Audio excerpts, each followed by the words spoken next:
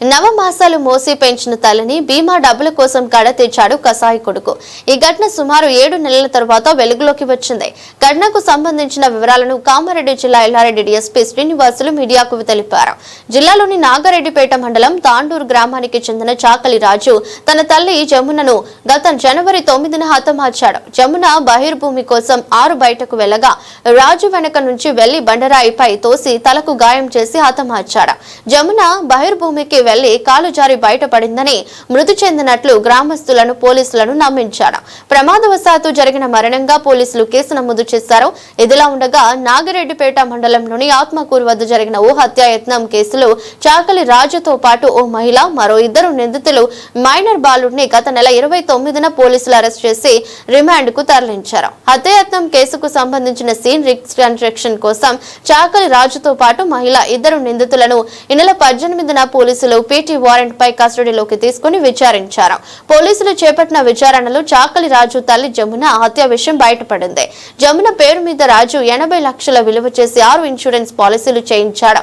తల్లి పేరున ఉన్న ఇన్సూరెన్స్ డబ్బులను కాజేసేందుకు హత్య చేసినట్లు రాజు విచారణలో అంగీకరించినట్లు డీఎస్పీ తెలిపారు. కార్యక్రమంలో ఎస్ఐ భార్గవ్ గౌడ్ ఉన్నారు. 24/7/2025 నాడు నాగిరెడ్డిపేట పోలీస్ స్టేషన్కు ఒక ఫిర్యాదు వచ్చింది. ఫిర్యాదు సంపూర్ణ చిన్నాతపూర్ గ్రామానికి చెందిన అలా తన భర్తని గుర్తు తెలియని వ్యక్తులు, అందులో జాన్సన్, నవీన్, ఆయన దోస్తులు 2 కలిసి నా భర్తని తీసుకెళ్ళి కుట్టినారు, చేసినారని కంప్లైంట్ ఇచ్చింది. దాని తదుపరి దర్యాప్తులో వచ్చిన విషయాలు ఏంటంటే, వెలుగులోకి వచ్చిన విషయాలు, ఎవరైతే ఫిర్యాదుదారు ఉందో సంపూర్ణ తన భర్తని హత్య చేయడానికి పథకం వేసింది. ఆమెకు అక్రమ సంబంధం ఉన్న జాన్సన్ అనే ఆయనతోటి నా భర్తను చంపేయండి, మన అక్రమ సంబంధానికి అడ్డం వస్తుందని చెప్పి నేను సుపారీ ₹1,00,000 ఇస్తా, మీ దోస్తులతో చంపేయండి అని చెప్పి సుపారీ తీసుకుని తర్వాత ఆయన ఫోటోను కూడా ఇచ్చి దాని కింద కూడా 23వ తారీఖు నాడు చంపేయండి అన్నట్టుగా రాసేయడం కూడా జరిగింది. దాంట్లో భాగంగా అతను ఆమె ఏవన్ అక్యూడ్ ఎవరైతే జాన్సన్ ఉన్నాడో వాళ్ళ ఫ్రెండ్ రాజు, ఇంకొక వాళ్ళ ఫ్రెండ్స్ 2, తర్వాత వీళ్ళందరూ కూడా 23 నైట్ నాడు 8 గంటలకు ఫోన్ చేసి అతనికి ఎవరైతే రవి అనే ఇంజూర్డ్ పర్సన్ ఉందో, అంటే ఫిర్యాదు భర్తను, అతన్ని మందు తాగదాం రమ్మని, తర్వాత నీకు పైసలు కూడా ఇస్తానని పైసలు ఇస్తానని చెప్తే అతను కూడా నమ్మి వస్తాడు. ఇతను వీళ్ళ మన జాన్సన్ ప్లస్ వాళ్ళ ఫ్రెండ్స్ 2 నలుగురు కలిసి 3 బైకుల మీద వెళ్తారు.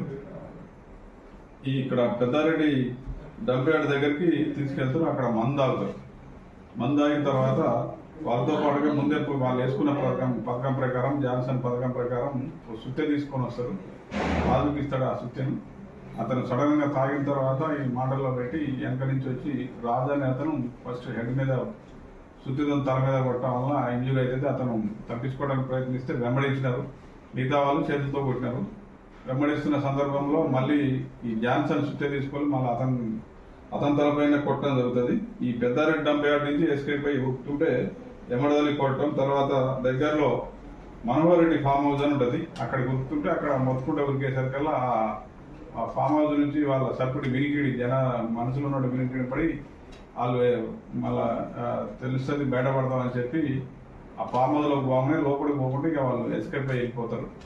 దాని తర్వాత ఇతను మనోహర్ రెడ్డి అనే అతను వాళ్ళ భార్యకి ఫోన్ చేయటం, తర్వాత 108 అంబులెన్స్ పిలవడం, అతను తీసుకొని హాస్పిటల్కి తీసుకుపోవడం జరిగింది.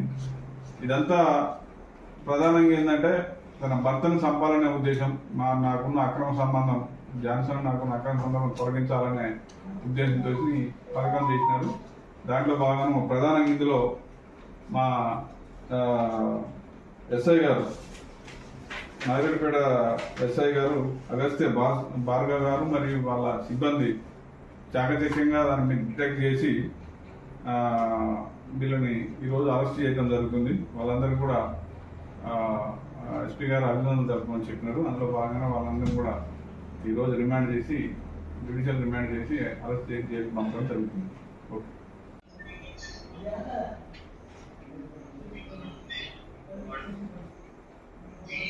మీరు తీసుకోబోతున్నాండి, తీస్తారు. తీసుకెళ్తుంది అది కూడా దిగిపోయేటప్పుడు కొంచెం తీసుకోవాలి.